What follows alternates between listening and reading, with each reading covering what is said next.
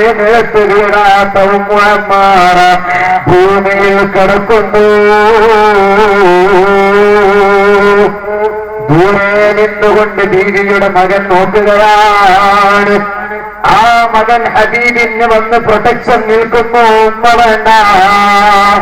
ആ സമയത്ത് ഹബീബ് പറയുന്നു, മോനെ എനിക്ക് പ്രൊട്ടക്ഷന് വേണ്ട, നീ പോയിട്ട് നിന്റെ ഉമ്മാനെ രക്ഷിച്ചോ. അങ്ങനെ മകൻ ഉമ്മാന്റെ അരികിൽ പോകുമ്പോ ഉമ്മ പറയുന്നു, മോനെ ഇങ്ങോട്ട് വരാനടാ,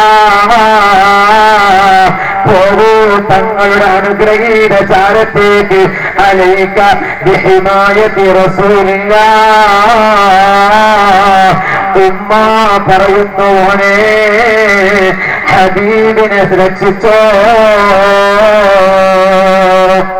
ഓ ഉമ്മമാരെ, അങ്ങനെ നബി സല്ലല്ലാഹു അലൈഹി വസല്ലമ തങ്ങൾക്ക് വേണ്ടി സ്വന്തം ശരീരം കൊടുത്തുകൊണ്ട് പ്രൊട്ടക്ഷൻ നിന്ന ഉമ്മമാര് കഴിഞ്ഞുപോയില്ലേ.